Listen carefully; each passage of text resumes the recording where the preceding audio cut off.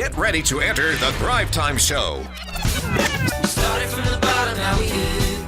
We started from the bottom and we'll show you how to get here. Started from the bottom, now we here. We started from the bottom, now we here. We started from the bottom, now we're on the top. Teaching you the systems to get what we got. Colton Dixon's on the hooks, I break down the books. Z's bringing some wisdom and the good looks. As the father of five, that's why I'm a dive. So if you see my wife and kids, please tell them hi. It's the CNC up on your radio. And now 3, 2, 1, here we go.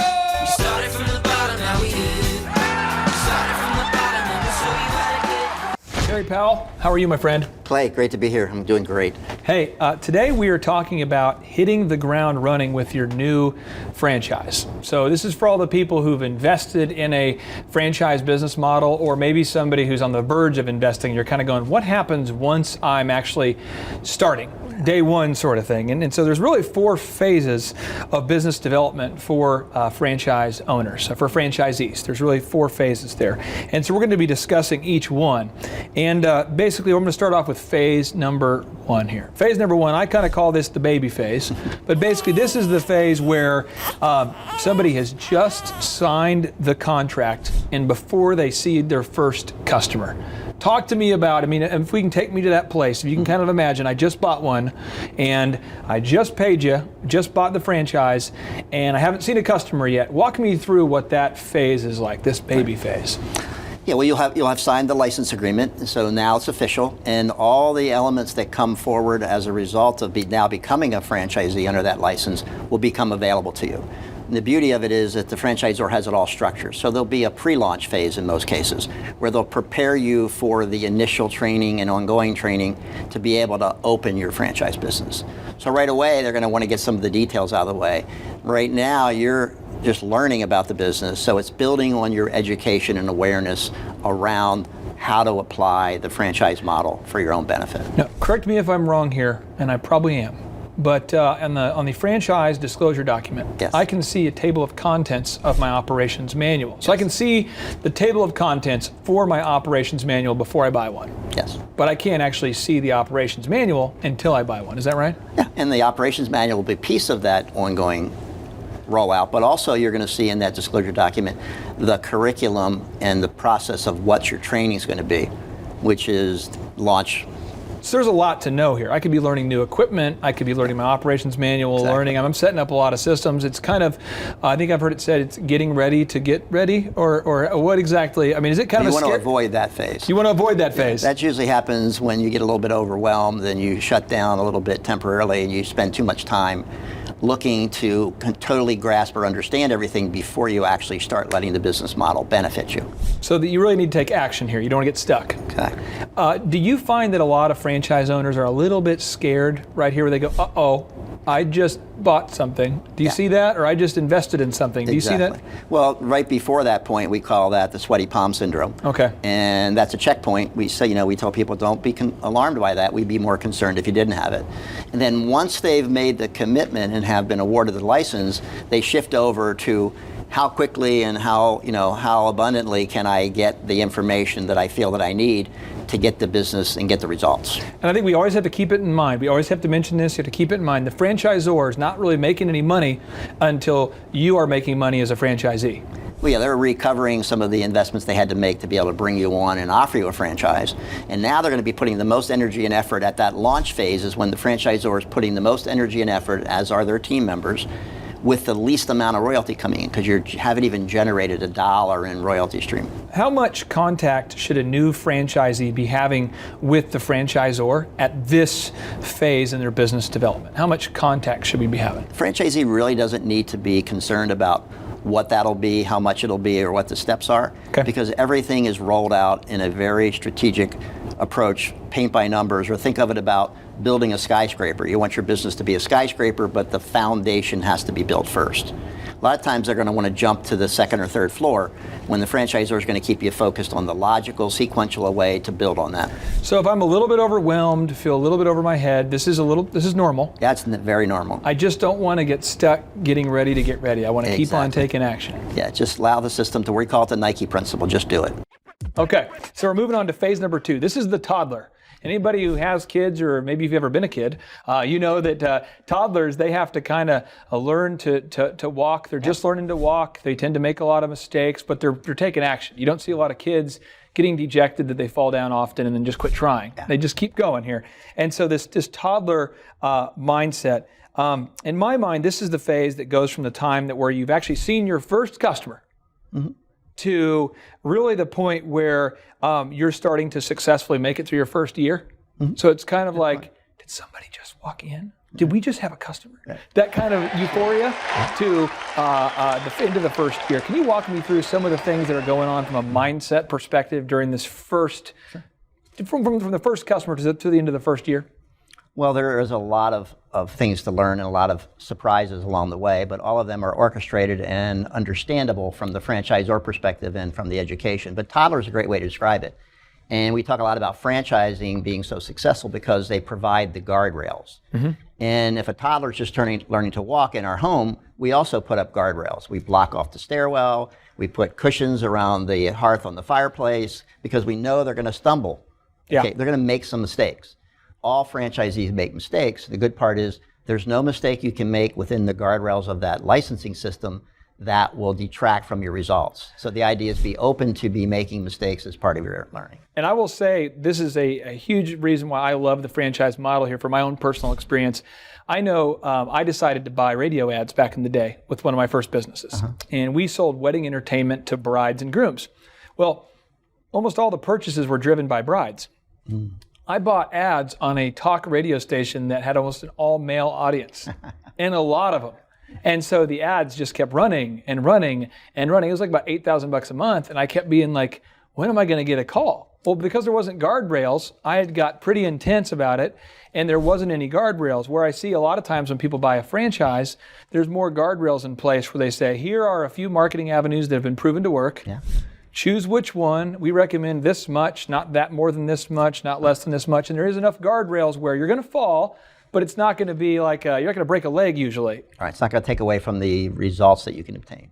Now, what are some of the joys and the challenges that the franchisees experience at this point, when this first, in this toddler phase here? Well, in the first 6 months, we encourage new franchisees to spare us their brilliance.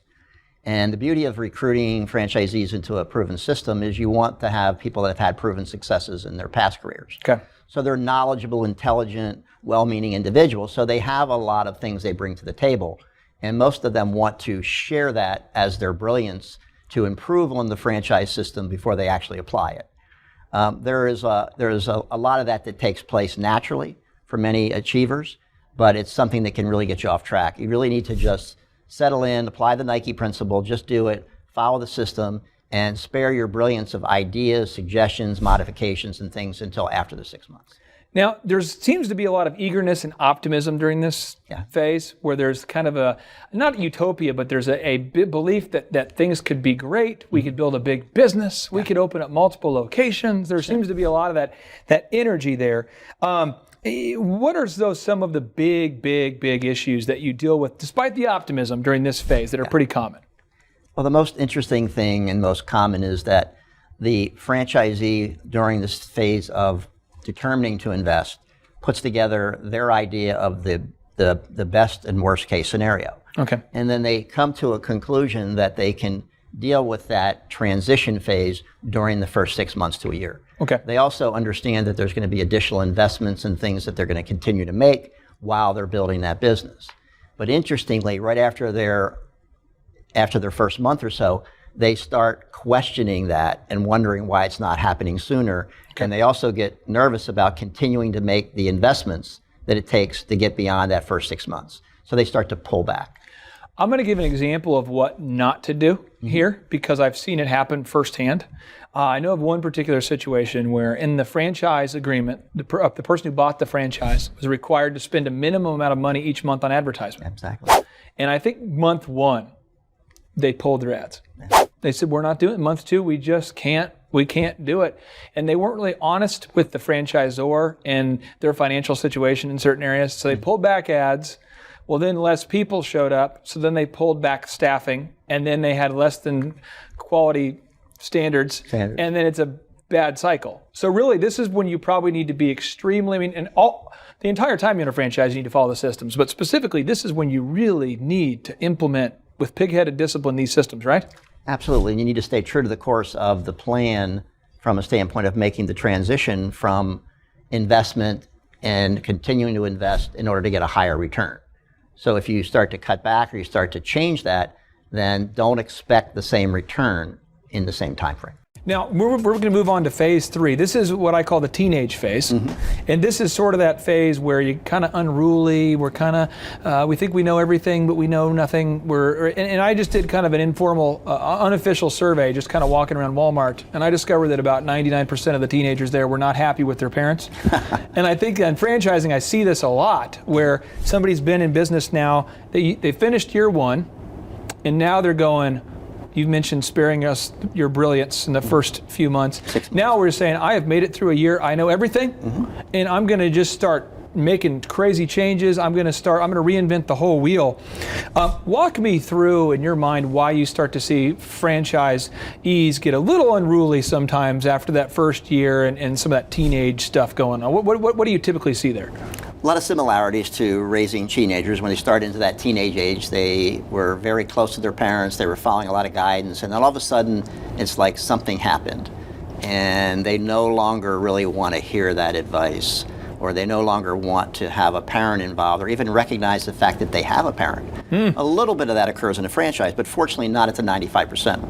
Our experience is about 15 to 20% of franchisees struggle with that teenager type of mindset. And I think that the second phase, we're talking about the toddler, they're optimistic, they're kind of euphoric about, well, this could be great, and now they start to get a little cynical, like, well, I bet you the corporate office is making a ton of money. Yeah. Or they start to kind of, and I think not everyone does that, but about 20% of people do.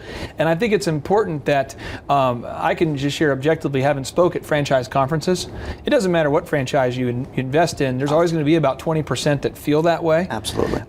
And I start to notice the mindset that could creep in of entitlement. Like that we're owed success from the corporate office. Can you explain to me the danger of getting stuck in the entitlement mindset, and maybe the mindset I want to have as I'm going through this teenage phase? Absolutely, and that's a great way to put it, entitlement. And typically find that comes from those who have already started to modify or adjust the model and work outside the guardrails. They've gotten comfortable with 80 to 85% of the system pretty quickly, but there's that 15 to 20% that's outside their comfort level that they're starting to avoid or rationalize that's not really important. And when that happens and then the results don't come, then they get that entitlement. Well, I did everything you told me I was supposed to do. I followed it to a T, and the results aren't here. This doesn't work. I will give you one example. I know in the insurance business, whether you're an independent agent for New York Life or Farmers or State Farm or whatever the brand you choose, there are systems. There's call scripts, there's ways to answer the phone, things you're supposed to say, things you're not supposed to say, ways you're supposed to present. And I notice a lot of people in the insurance industry specifically that will follow the prospecting process, but not follow the conversion system. And so in their mind, they're like, look, I have the uniform. Look, I have the office. Look, I have the posters, I have the sign, I have the auto wrap, I have the prospecting, I'm buying my leads. People aren't buying. And so you see that 15% of the conversion not being implemented, it creates all the problems. Is it pretty widespread for people to not want to do the whole system? It's fairly common, but what really starts to happen in the conversion aspect is that every business has metrics. Yeah. And the new franchisee starts to look at what's not happening more than what's happening. So they take their eye off the progress they're making and look for perfection, or what we call the horizon of the perfect thing that needs to happen. And they lose sight of the fact that those were already part of the metrics. Not every client's going to convert. Not every customer that you reach from advertising is going to come in the door, and those who come in the door, not everyone is going to purchase. They start making that mean that this isn't working, when in fact it was already part of the metrics of what you need to go through to get to the success. And I want to share something. I'm certainly not a therapist, although I might need a therapist from time to time, but I want to share this. In any relationship, there's going to be a strain. Yeah. I mean, I don't care if you play for the best football coach in the NFL, if you have the best husband-wife relationship, you're going to eventually disagree about something. And in the world of franchising, it's no different. you're going to disagree, and there's a little bit of a strain there. But the thing is, you have to have a commitment to seeing it through to get through this process. How important is it for the franchise owner, the new franchisee, to be committed and have a lot of faith in the brand they just bought during this phase? Well, it's very important to have faith in what you've invested in, or faith in anything that you do. But the idea of it from a standpoint of what do you do from a standpoint of implementing, and how do you follow through on that? You talked about a relationship. You know, if every relationship had the structure of a franchise interdependent relationship, they wouldn't have the struggle. So anytime you have an issue with a relationship in a franchise, you can take a break, go back and look at the license agreement, and it thoroughly describes the relationship and what your role is as the franchisee and what our role is, so we can do a checkpoint. You know, we can do a self-audit. We can look at that and say, okay, have I met my obligations as a franchisee, and has the franchisor met theirs? And then have an open dialogue and discussion about that. Now, this final phase is the maturity phase. And this is one that I love to watch firsthand. Specifically, I spoke at a conference last year, and I remember being on the tour bus where we were taking kind of a bus as a group from location 1 to 2, kind of doing some excursions as a team, some team building exercises with all the franchisees. And this is usually where you see the gray-haired guy who's been in it for 20 years. He pulls aside the teenager franchise who's complaining about systems and saying, hey, I remember when I started and I was going through this, and there's kind of that mentorship that goes on. And in this franchise, it seems like the franchisee is no longer fighting with the corporate office or rebelling. They're actually trying to help. They might serve as an advisor or that kind of thing. Typically, why do franchisees and franchisors start to feel more like family at this phase? Why does that happen in your mind? Well, you are actually part of a family. Everybody, you know, benefits from the franchise brand rising. We call it, you know, rising tide raises all ships. So when you work collaboratively and create those synergies, you're going to create an environment for that brand that everybody's going to benefit from, just like in a family situation. And, you know, the type you described, they become more mature. There's a lot of good that comes from that. And there's also some dangers associated with franchisees when they get a little mature. We call that it works so well they stop doing it. Oh. And that happens a lot. And then they start creating best practices that they want to justify why they haven't kept up with the right practices. And they start sharing those with other franchisees. So you just have to be careful that even a mature, seemingly successful franchisee is not giving you advice that's outside the guardrails. Now, another thing about this phase that's interesting is I've noticed a lot of franchises, franchisors have decided that they're going to create a forum for top performing franchisees to contribute. And it doesn't mean it's necessarily the veteran ones. Example, I could have been doing it the wrong way for 25 years. Sure. Or I could be doing it the right way for 5 years. But it seems like that a lot of the top franchises will come up with a format for these top performing people to kind of serve as mentors and advisors. Can you walk me through some of the ways that some franchises have incorporated some successful people in that maturity phase of their business? Well, it works well in some cases and it doesn't work well in others. Okay. Sometimes by having your superstars being the model, those individuals that are just coming into the system or at their 3 or 5 year, that seems that that's so far away that it actually discourages franchisees from achieving their goals. So we have to manage that from a standpoint that we don't put all the superstars up. Because like if you're building a foundation in your business for that skyscraper and we're highlighting the people in the penthouse, and you don't want to build the rest of the levels to get to the penthouse, you just want to get there. And then you become discouraged. You say, that guy or that lady is so phenomenal. They just got it. I'll never be like that. So there's a danger in that. So what we typically do is create, you know, a franchise type of advisory or even a council that'll be a mix of franchisees that can be objective and can help, you know, all types of franchisees be able to understand where they are. From your perspective, how long should it be from the time I start as a new franchise owner to the time where I reach the maturity phase? You know, till I reach that special time where I'm like the mature franchise owner who kind of has my, you know, feel settled. Well, that'll vary by individual, but I prefer to coach clients to use that phases from a standpoint of how much of their income, lifestyle, wealth, and equity they've achieved and are obtaining from the growth of that business. And to continue to go back to that, because that'll be the motivator to continually get the best return. So it's not necessarily how long have I been in the business, it's how am I meeting on my objectives and my targets around income, lifestyle, wealth, and equity, using that business as a vehicle to drive my lifestyle. And just to make sure that I don't miss this, or we don't miss this concept, maybe you're watching this and you haven't watched some of the other great content that Terry, you have up here. You talk a lot about income, lifestyle, wealth, and equity. And in my mind, you cannot reach the maturity phase until you've had all success in all four. Correct. So let's just take a moment to go through each one of those one by one. Great. Let's start with income. What does it mean to reach the maturity phase as it relates to income? Well, the good news is that's the first phase. Okay. And it's the easiest phase to achieve in a franchise. Income will start to generate fairly rapidly, and it will depend on the industry how quickly that'll be. But it'll require you to do investments before that comes in. So you start achieving income, and that income can grow and expand. As a byproduct of having income that exceeds your needs currently, you'll look at your lifestyle. And franchise owners will start to aspire to a higher lifestyle because their income, lifestyle, wealth, and equity plan had visuals and pictures and descriptions about what that was going to look like when they reach this level. We're going to have a cabin, that we go to in the summertime. Or, we're going to have a motorhome, or we're going to be achieving these kind of lifestyle. We're going to travel more. So lifestyle comes after income. Now, okay. There is a tendency sometimes for franchisees to put the lifestyle before the income. And they'll have a few successes and they'll go out and spend the lifestyle part before they have the consistency of the income. That's kind of like, I had a great year, I'm going to go buy a boat. Yes. Okay. Now the third area. Like it's exactly that. Went out in their 7th month and bought a boat. Now the third area is this wealth. Yeah. And I don't think that people are familiar with the term wealth that you speak of.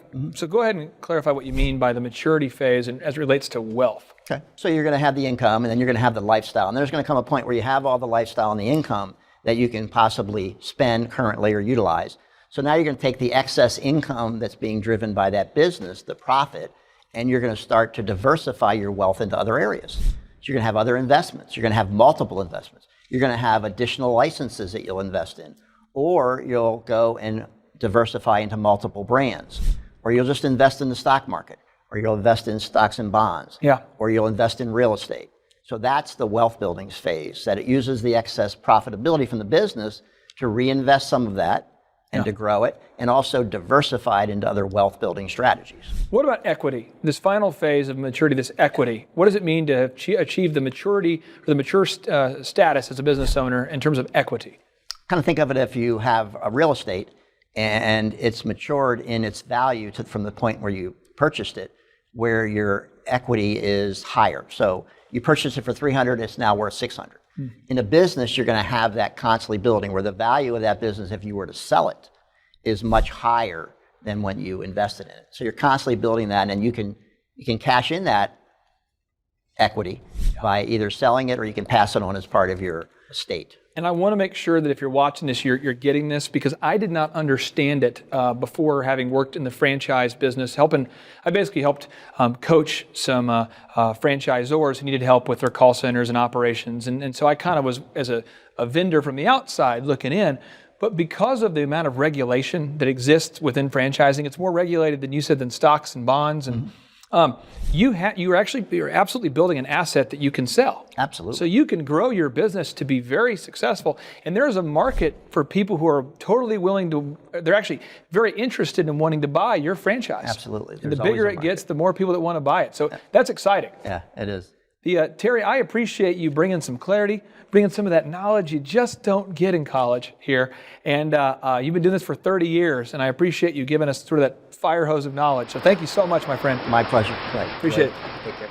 Thrive15.com and Wes Carter are providing general legal information to provide thrivers like you with a basic framework of the terms, concepts, and scenarios found within the legal system of the United States. If you are a human who is watching this video, you should seek the legal advice of a local attorney before making a legal decision. If you are watching these videos from any country outside of the United States or from any planets outside of the planet Earth, you need to seek the wise legal counsel of a local attorney who better understands the legal complexities found within your country, planet, state, or city. For instance, in some states, including California, Florida, Nevada, Alaska, and Hawaii, a motorist can be cited for driving too slowly. Other states do not have this law, although Clay has actually been pulled over for driving too slow within the state of Oklahoma, which pretty much never happens. Wes Carter is a great American and a beautiful man, but Thrive15.com and its partners are in no way legally liable for any fashion statements that he makes, verbally or just by emitting fashionable awesomeness simply by entering into a room. Wes Carter is not related in any shape or form to Clarence Carter, recording artist, John Carter, entrepreneur and artist, or Joe Carter, MLB baseball great.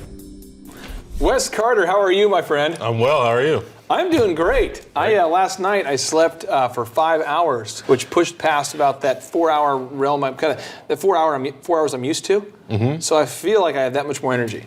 I got 20% more power. I'm not going to test it. That's just 5 hours. Yeah, buddy. It's way more than you need, right? It's beautiful, beautiful. And then also we're joined here by our unofficial non-sponsor, Perrier. We've never called them, we've never reached out to them to sponsor us, but we believe that in the future, if we put enough Perrier in each episode, they'll eventually sponsor us. Nice. There could be legal issues with that. Yeah, could be legal issues with it. And that's why we're going to be talking today with the legal eagle, Mr. Wes Carter, about buy and sell agreements. Yes. And today, Wes, before we get down into the nitty gritty here, I want to ask you the question. I think thrivers throughout the world, other countries, continents, cities, rural communities, they want to know, are you in any way, shape, or form legally related to Stacey Lee Carter, better known as Miss Kitty or the Cat, an American former professional wrestling, she's sort of a big deal, kind of a wrestling diva? No. Okay.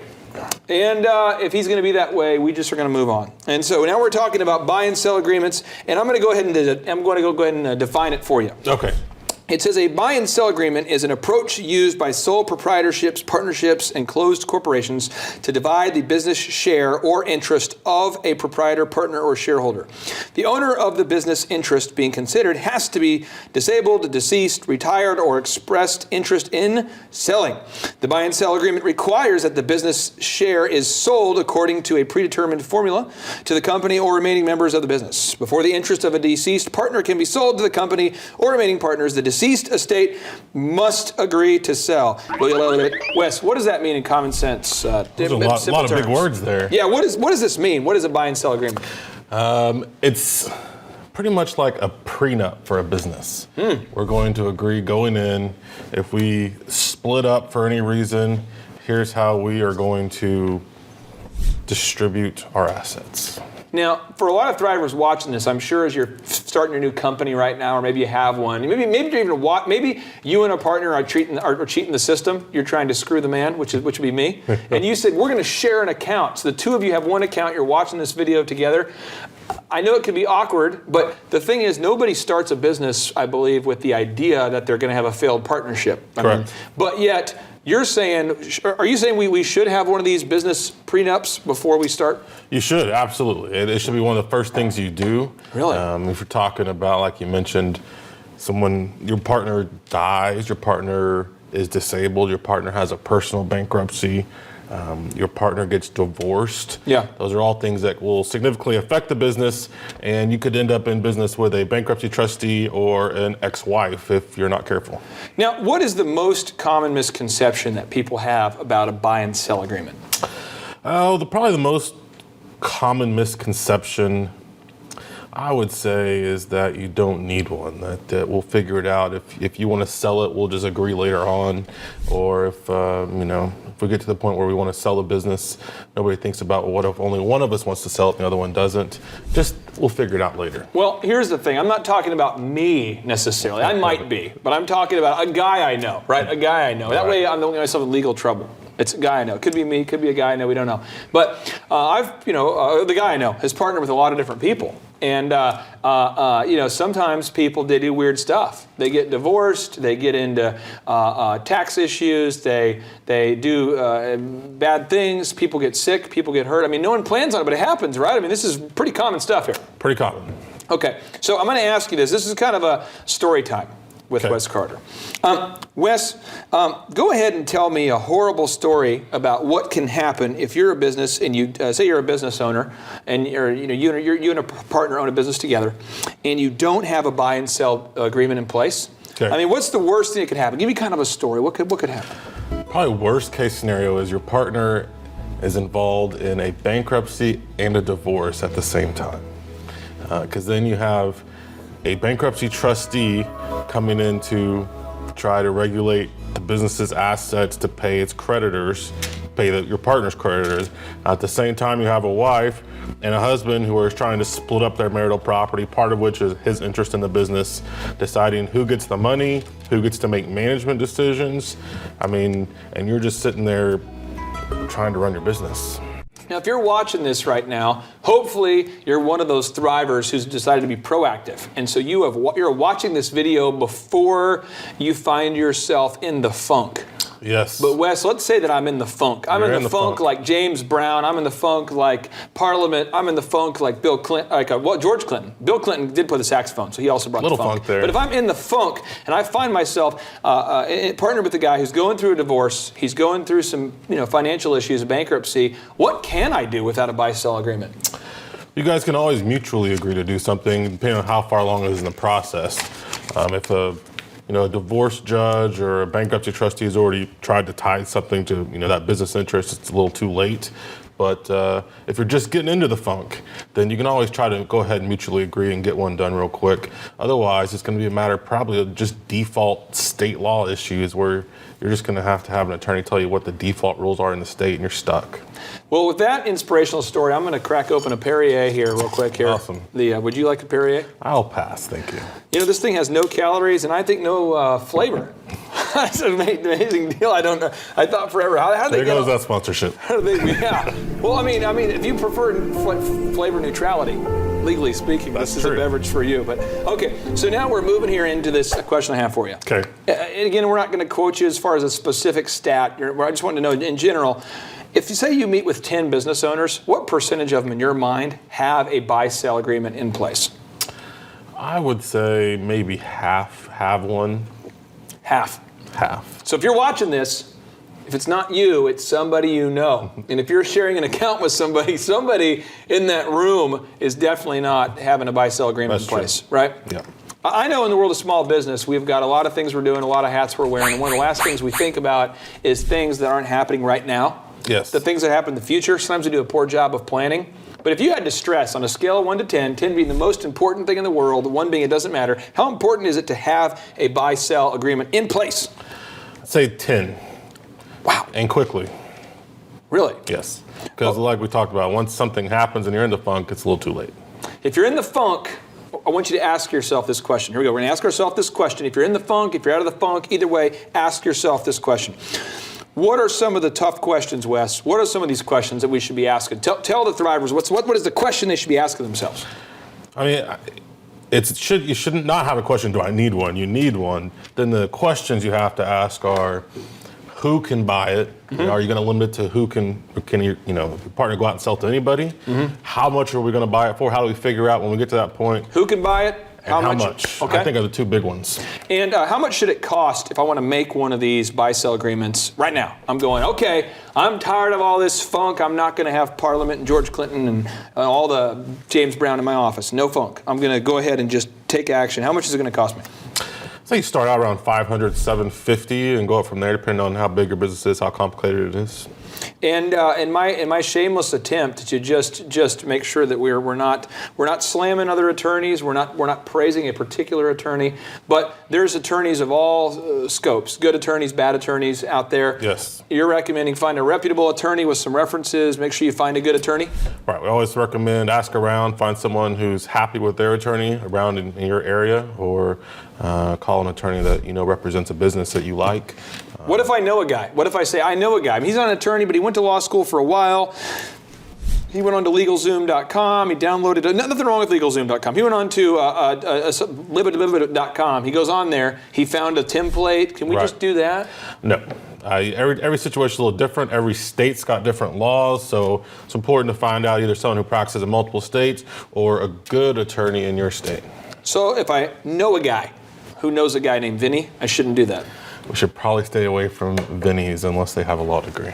Okay. Wes, I appreciate you talking about buy-sell agreements, allowing me to talk about Perrier. And for anybody who's watching this episode right now, apparently if you go on to this Perrier website, you have a chance to stay in a beach house in Miami. So that's pretty great. So despite the flavor neutrality, that's a great value.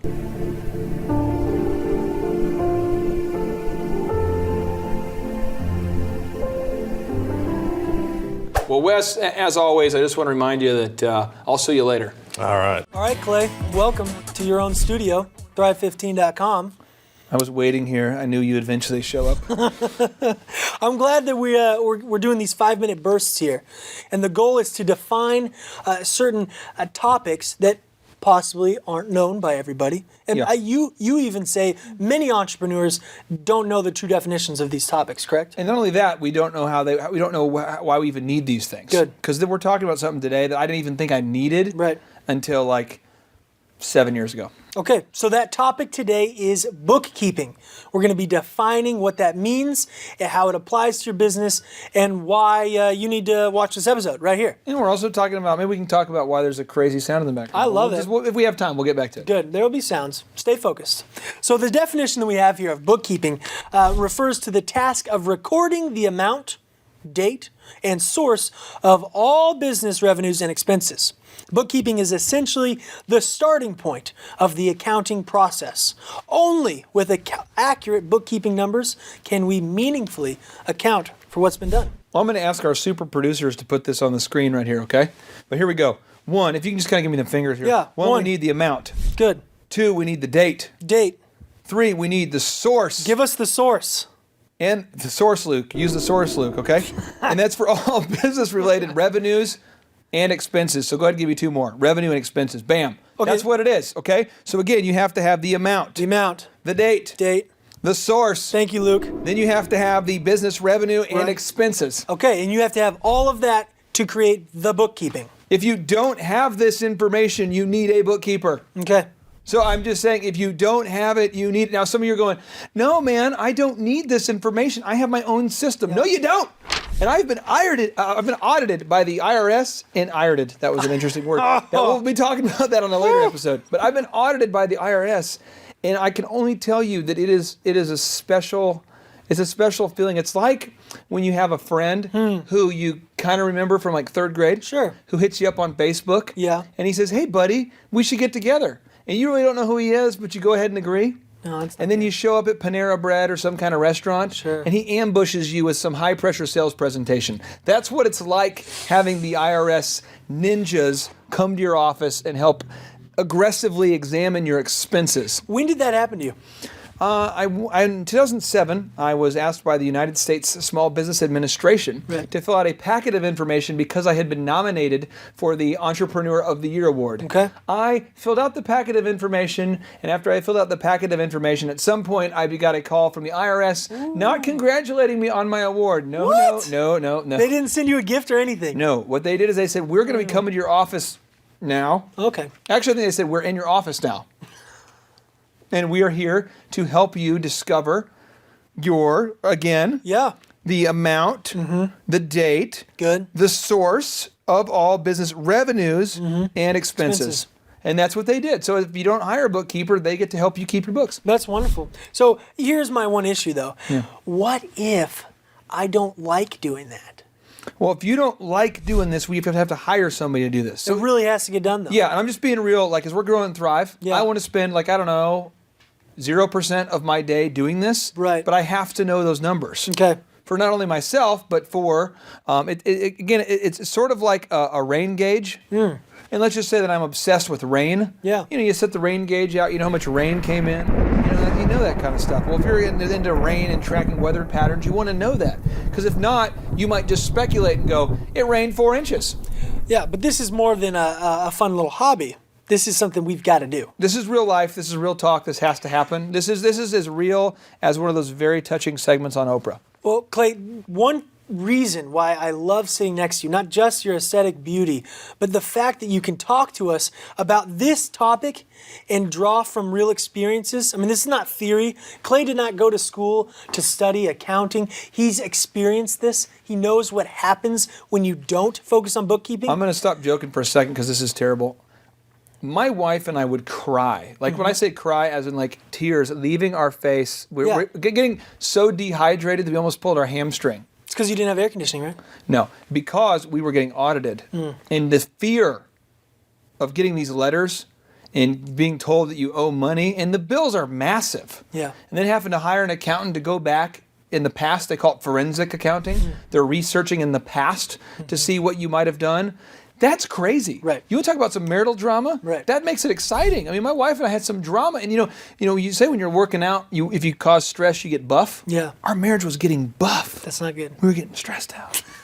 We're growing stronger. Well, I thank you for sitting down, sharing with us your experiences, and giving us action steps on how to deal with bookkeeping. And I want to say this for anybody who's right now thinking like, I'd like to date Caleb. He's not available. Sorry, guys. He's not available. He's going to get married soon, and I just want you to know it's not here yet, but I'm sorry. Just telling you. Rachel Fawcett, how are you, my friend? Hi, Clay. How are you? I am doing well, and I am excited to talk to you about this subject because you are a creative genius, which I think a lot of people in our population would say that means you have ideas that you don't do, but you do them. So you're one of these creative people who's a doer. And you're able to harness these great ideas and do something with it. And we're going to be talking today about brainstorming and your philosophy of fill a room with balloons and pop your way out. So I'm going to just turn it over to you. What do you mean by fill the room with balloons and pop your way out? So I really believe in really coming up with outrageous ideas to tackle a problem. So if a client comes to us, or if we're creating something on our own, that we would really think of like outrageous ideas. I'm like big, like we're bigger than Google ideas, like bigger than Google? Like what? Like slow down. I mean, think of like incredible ideas. And so when I say fill a room with balloons and pop your way out, I mean literally, come up with the ideas and fill the air and, fill pieces of paper and notebooks full with like insane ideas, but then start popping them down and kind of weeding out to, figure out where you're at, and what are ideas that we can actually harness and turn into a product and that will be approachable and things like that. I'm going to reverse that, and I guess contrast that to what most people are doing. I see business owners all the time who they have 2 employees, maybe 5. The average American business, according to the SBA, has 10 employees or less. So we're talking like 90% of the people watching this, you have 10 employees or less. And a lot of people are saying, well, gosh, because I only have 10 employees, we couldn't do this. I couldn't do that, so I guess I'll just do this. And so their ideas are very small. They're not engaging mentally. They're not stretching people. Right. But you're saying go big first. Go big. And even if it's like you could never afford to get a yacht on the lake and have a big party, like if you can't even do that, but like throw it out there. But because you might be able to like get your friend's canoe and get out there. I feel like you've got to like at least expand your mind beyond that, and then come down with a reality, weeding out those ideas and figuring out, filling the room up, and then popping them down and really kind of weeding out and editing that thought process. Recently I've worked with a few businesses that have a desire to be successful, and I say successful like small, like safe.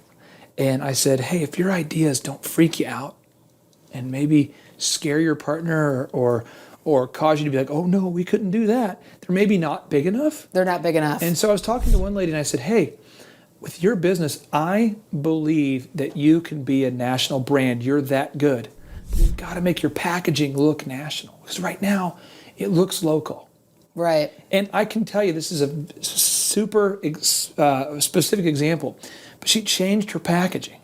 And her packaging started looking as good as national stores. Sure. I started to notice her kind of pumping up a little bit. And now I've noticed her ideas they're more national ideas. Like, well, we could open up another store here and another one there. And I'm going, what? Mm-hmm. You're thinking big? And it's just more fun to think big, isn't it? And then when you think big, bigger things happen.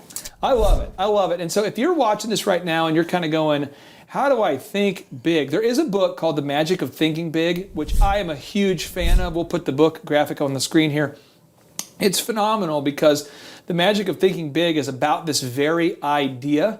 But then if you're going, well, that's just a book, why don't you go over to handmadecharlotte.com and just look at some of these awesome brands that a super a wonderful mother of 5, homeschooling mother of 5, somebody just like you is out there doing. And you are inspiring many men and women, and I just want to thank you so much for thinking big and having that audacity to dream big, because it inspires so many people. If you're talking to someone right now who's maybe thinking small, what would be your final little bit of encouragement for that person?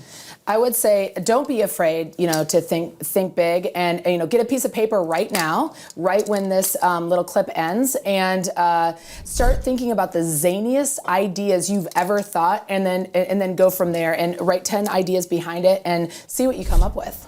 Awesome. Thank you so much, my friend. Thank you. All right, JT, so hypothetically, in your mind, what is the purpose of having a business?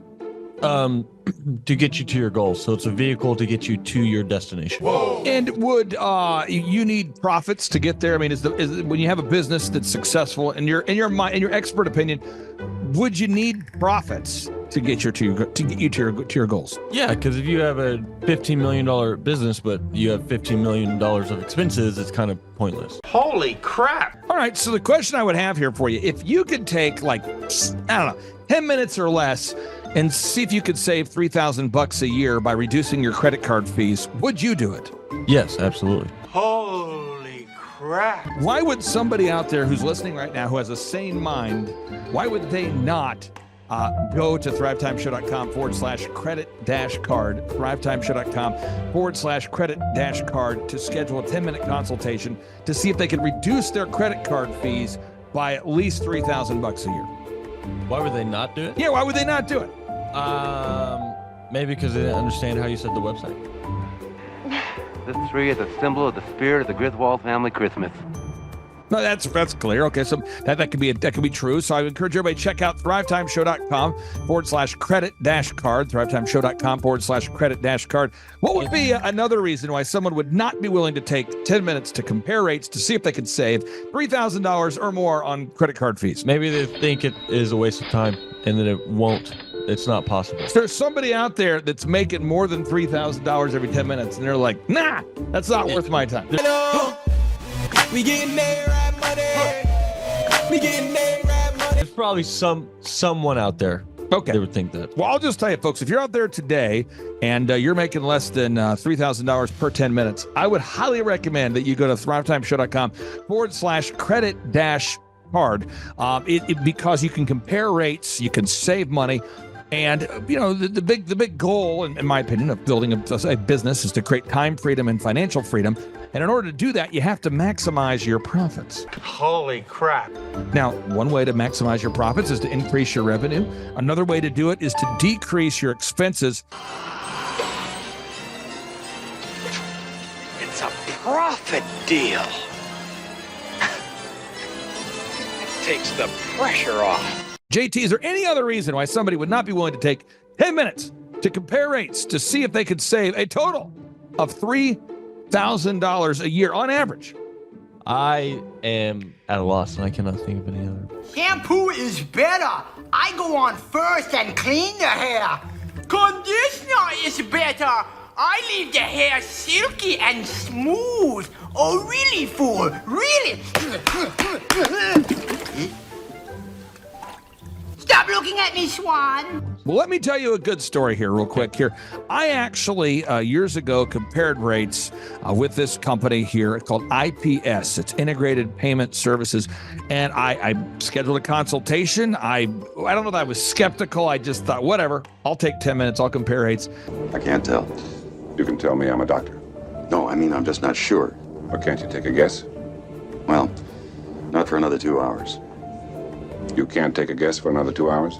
And in my case, my particular case, I save over $20,000 a year. Holy crap. Wow.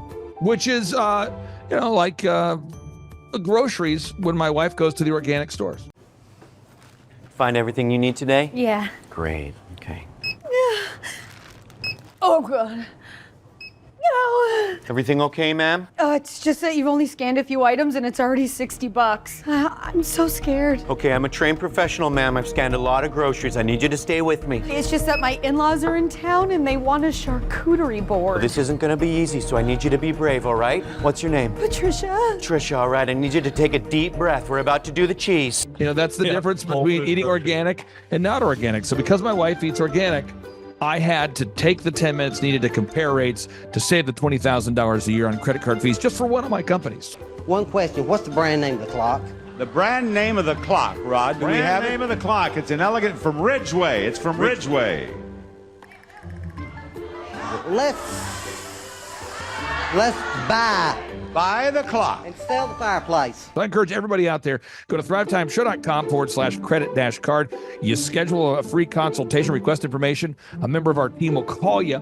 They'll schedule a free consultation. It should take you 10 minutes or less.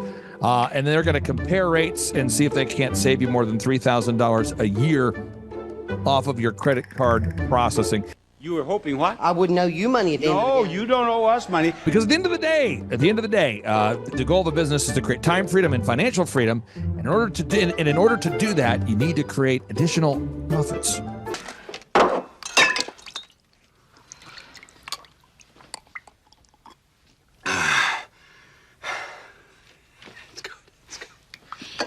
The number of new customers that we've had is up 411% over last year. We are Jared and Jennifer Johnson. We own Platinum Pest and Lawn and are located in Owasso, Oklahoma. And we have been working with Thrive for business coaching for almost a year now. Yeah. So what we want to do is we want to share some wins with you guys that we've had by working with Thrive. First of all, we're on the top page of Google now. Okay. I just want to let you know what type of accomplishment this is. Our competition, Orkin, Terminex, they're both $1.3 billion companies. They both have 2,000 to 3,000 pages of content attached to their website. So to basically go from virtually non-existent on Google to up on the top page is really saying something. But that's come by being diligent to the systems that Thrive has, by being consistent and diligent on doing podcasts and staying on top of those podcasts to really help with getting up on with their listing and ranking there with Google. And also we've been trying to get Google reviews, asking our customers for reviews. And now we're the highest rated and most reviewed pest and lawn company in the Tulsa area. And that's really helped with our conversion rate. And the number of new customers that we've had is up 411% over last year. Wait, say that again. How much are we up? 411%. Okay, so 411% we're up with our new customers. Amazing. Right. So not only do we have more customers calling in, we're able to close those deals at a much higher rate than we were before. Right now, our closing rate is about 85%, and that's largely due to, first of all, like our Google reviews that we've gotten people really see that our customers are happy, but also we have a script that we follow. And so when customers call in, they get all the information that they need. That script has been refined time and time again. It wasn't a one and done deal. It was a system that we followed with Thrive in the refining process, and that has obviously the 411% shows that system works. Yeah, so here's a big one for you. So last week alone, our booking percentage was 91%. We actually booked more deals, more new customers last year than we did the first 5 months, or I'm sorry, we booked more deals last week than we did the first 5 months of last year from before we worked with Thrive. So again, we booked more deals last week than the first 5 months of last year. And it's incredible. But the reason why we have that success is by implementing the systems that Thrive has taught us and helped us out with. So. Some of those systems that we've implemented are group interviews. That way we've really been able to come up with a really great team. We've created and implemented checklists. That way everything gets done and it gets done right. It creates accountability. We're able to make sure that everything gets done properly, both out in the field and also in our office. And also doing the podcast, like Jared had mentioned, that has really, really contributed to our success. But that, like I said, the diligence and consistency in doing those and that system has really, really been a big blessing in our lives. And also, it's really shown that we've gotten the success from following those systems. Yeah. So before working with Thrive, we were basically stuck. Really no new growth with our business. And we were in a rut and we didn't know. The last 3 years, our customer base had pretty much stayed the same. We weren't shrinking, but we weren't really growing either. Yeah, and so we didn't really know where to go, what to do, how to get out of this rut that we're in. But Thrive helped us with that. They implemented those systems. They taught us those systems. They taught us the knowledge that we needed in order to succeed. Now it's been a grind. Absolutely, it's been a grind this last year. But we're getting those fruits from that hard work and the diligent effort that we're able to put into it. So again, we were in a rut. Thrive helped us get out of that rut. And if you're thinking about working with Thrive, quit thinking about it and just do it. Do the action, and you'll get the results. It will take hard work and discipline, But that's what it's going to take in order to really succeed. So we just want to give a big shout out to Thrive, a big thank you out there to Thrive. We wouldn't be where we're at now without their help. Hi, I'm Dr. Mark Moore. I'm a pediatric dentist. Through our new digital marketing plan, we have seen a marked increase in the number of new patients that we're seeing every month, year over year. 1 month, for example, we went from 110 new patients the previous year to over 180 new patients in the same month. And overall, our average is running about 40 to 42% increase month over month, year over year. The group of people required to implement our new digital marketing plan is immense, starting with a business coach, videographers, photographers, web designers. Back when I graduated dental school in 1985, nobody advertised. The only marketing that was ethically allowed in everybody's eyes was mouth-to-mouth marketing. By choosing to use the services, you're choosing to use a proven turnkey marketing and coaching system that will grow your practice and get you the results that you're looking for. I went to the University of Oklahoma College of Dentistry, graduated in 1983, and then I did my pediatric dental residency at Baylor College of Dentistry from 1983 to 1985.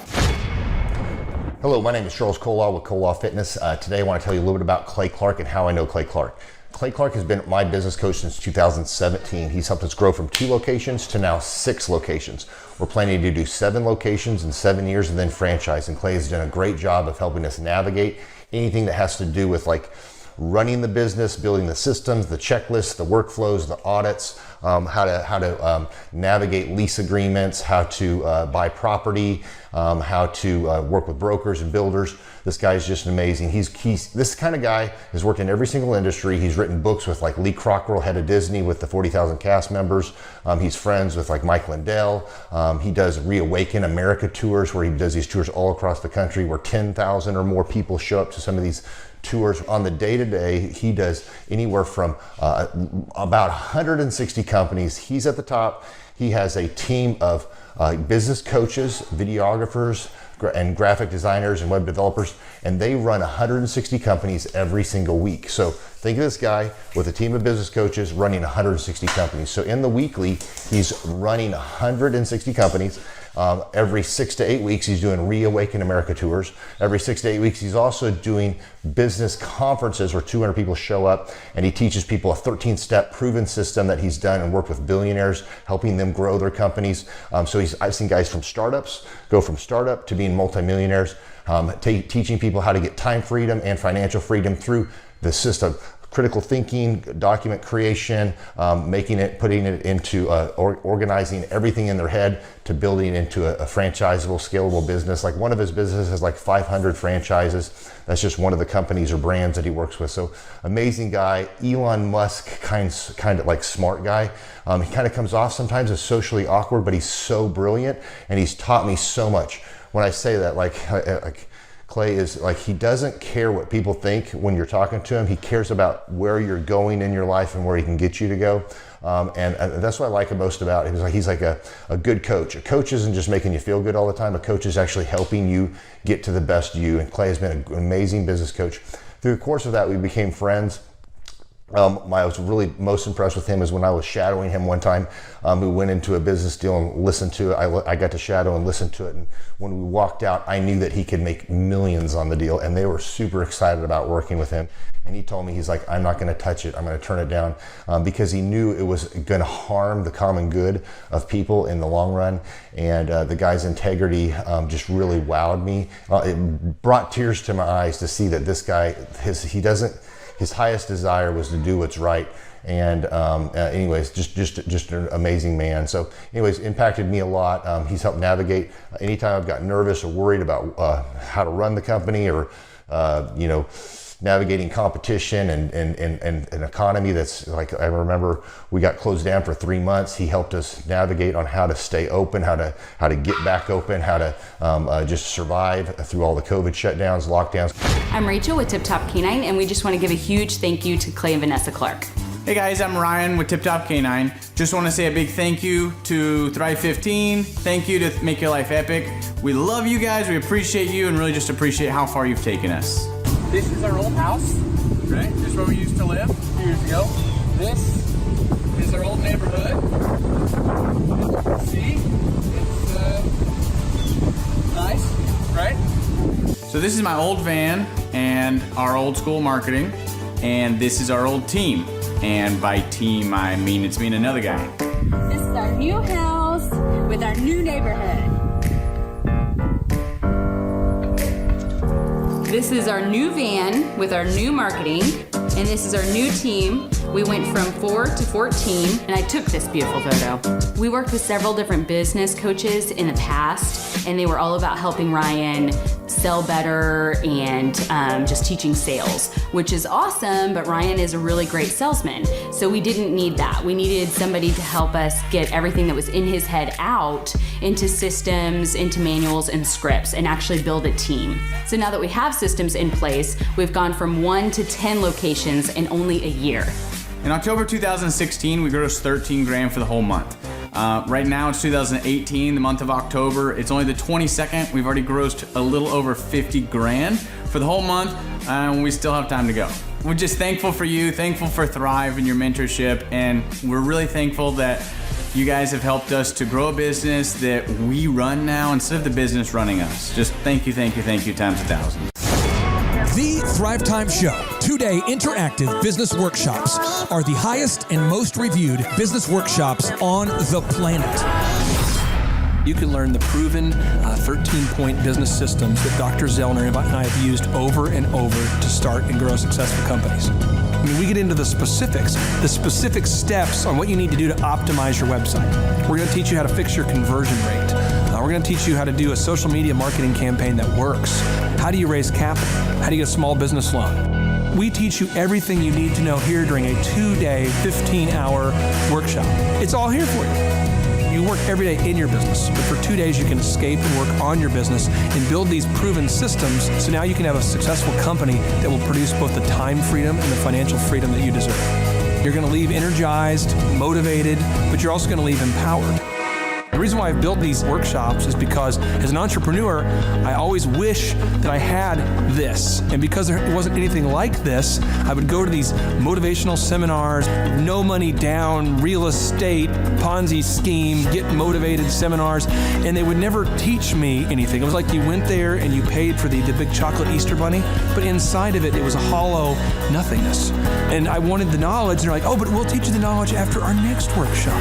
And the great thing is we have nothing to upsell. At every workshop, we teach you what you need to know. There's no one in the back of the room trying to sell you some next big get-rich-quick, walk-on-hot coals product. It's literally, we teach you the brass tacks, the specific stuff that you need to know to learn how to start and grow a business. And I encourage you to not believe what I'm saying, and I want you to Google the Z66 auto auction. I want you to Google elephant in the room.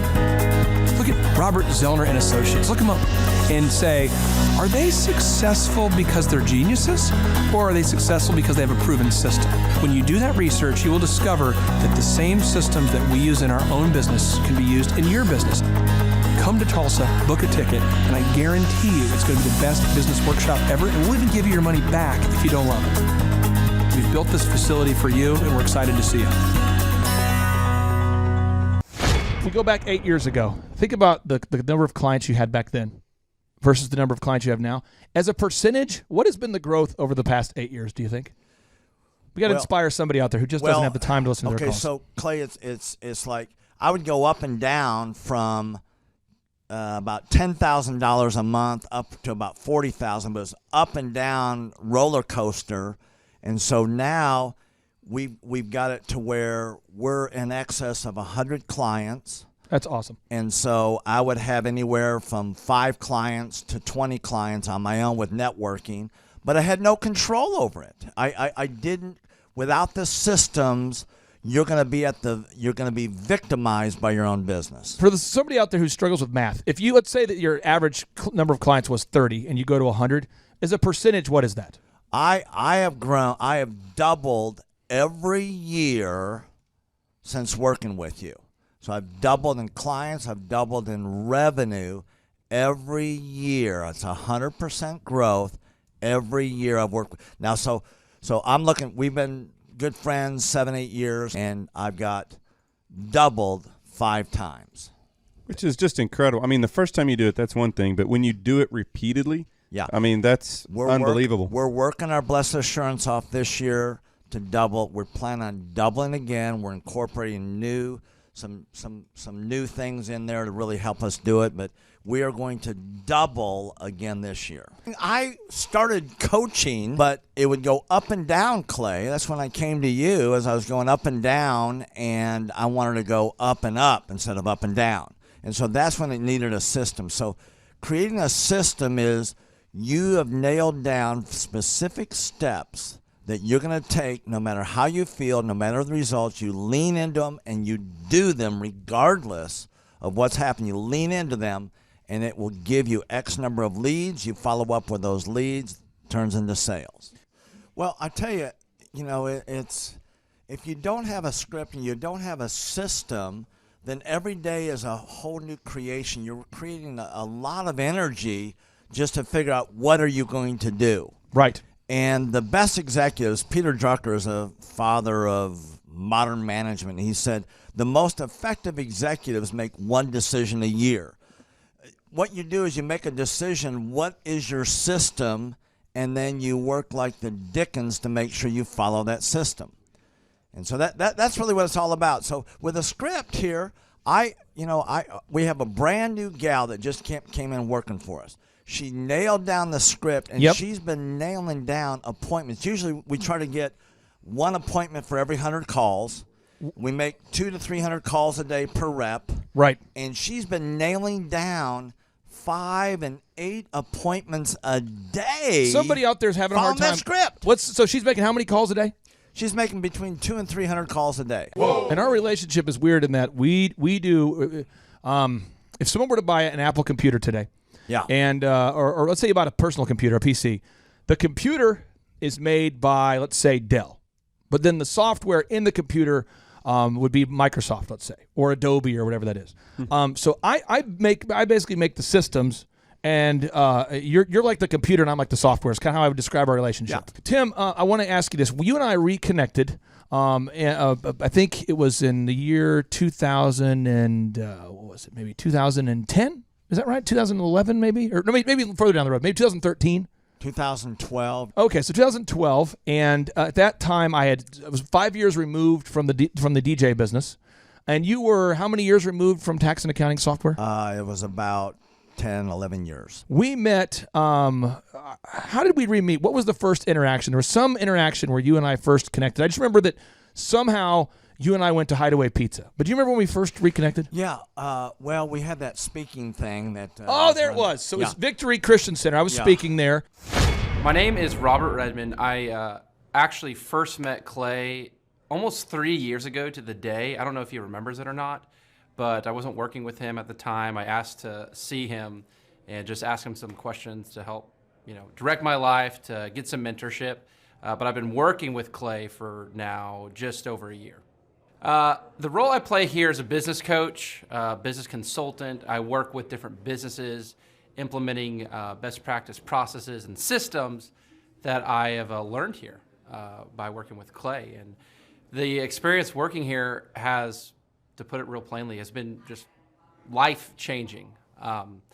I have not only learned new things and have gained new knowledge, but I have gained a whole new mindset that I believe wherever I end up will serve me well throughout the rest of my life. Since working with Clay, I have learned so much. I mean, I would like to say almost everything about business in terms of the different categories. I haven't learned it all, but I've learned all about marketing. I've learned about advertising. I've learned about branding. I've learned how to create a sales process for organizations in any industry. I've learned how to sell. I've learned how to create repeatable systems and processes and hold people accountable. How to hire people. It's almost like every aspect of a business you can learn. I have learned a lot in those different categories. And then, again, the mindset that I've gained here has been huge. Working here, you can't be a mediocre person. You are a call to a higher standard of excellence. And then as you're called to that standard here, you begin to see those outcomes in every area of your life. That standard of excellence that you want to implement no matter what you're involved in. I would like to describe the other people that work with Clay are people that are going somewhere with their life. Marshall in the group interview talks about how the best fits for this organization are the people that are goal-oriented. So they're on their own trajectory, and we're on our own trajectory. And the best fits are those people where there can be a mutually beneficial relationship, that as we pursue our goals and we help the business pursue those goals, the business helps us pursue our goals as well. And so I'd say people that are driven, people that want to make something of their lives, people that are goal-oriented, they're focused, and they're committed to overcoming any adversity that may come their way.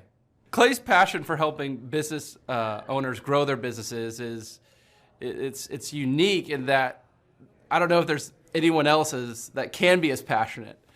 Whenever a business starts working with Clay, it's almost as like Clay is running that business in the sense that he has something at stake. He's just serving them. They're one of his clients, but it's as if he is actively involved in the business. Whenever they have a win, he's posting it all over his social media. He's shouting it across the room here at Thrive. He's sending people encouraging messages. He can kind of be that life coach and business coach in terms of being that a motivator and that champion for people's businesses. It's again unique because there's no one else I've seen get so excited about and passionate about other people's businesses. The kind of people that wouldn't like working with Clay are people that are satisfied with mediocrity. People that want to get through life by just doing enough, by just getting by. People who are not looking to develop themselves, people who are not coachable, people who think that they know it all and they're unwilling to change.